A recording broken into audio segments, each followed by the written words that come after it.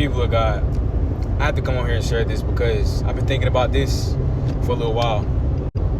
We have to be careful as men and women of God who are looking for a spouse, looking for somebody to do life with, looking for a romantic relationship. We have to be careful, especially those who are charismatic and believe in the prophetic, believe in the things of the Spirit. And this is for both men and women. We have to be careful with this thing I'm about to say because it is very Jezebelic and it is very demonic. And nobody talks about it enough. But we have to be careful in how and not get caught up in fanaticism when it comes to finding that man or woman of God. Especially if God did not call you to that person, or that person wasn't called, you weren't called to them, or however you want to put it. Because a lot of times we like to use the prophetic. We like to use our prophetic gifts and the gifts of healing and deliverance and even intercession as a means to woo a man or woman of God into a relationship. And that is very demonic. That is very, very demonic. Now, don't get me wrong.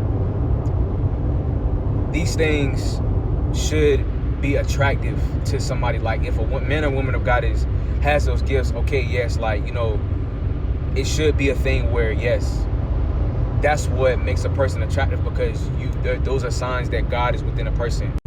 But when you start using it and twisting it, and the intent behind it is just to be in a relationship or to be with that person, and you have no other way of communication, no other game or whatever you want to call it, Riz as we call it today, to just simply talk to that person and be yourself, it becomes demonic and it becomes Jezebelic. Because now you'll start getting into entitlement. Well, God showed me this about you. God showed me that about you.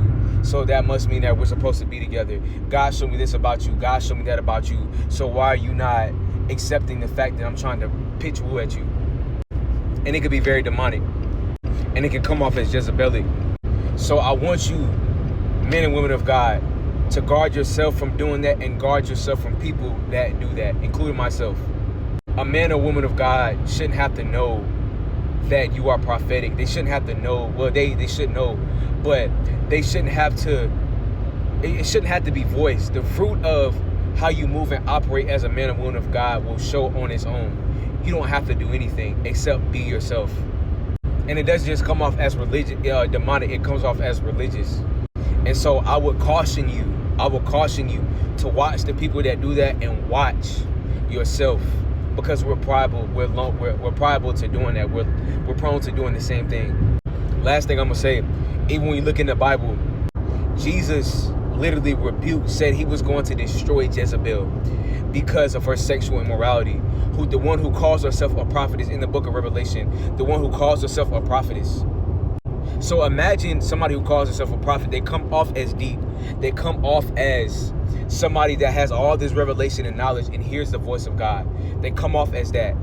But it's in the end goal and the intent of it is to seduce a person and manipulate them into what they want and to sleep with them. You have pastors and you have preachers and you have all these different people that do that.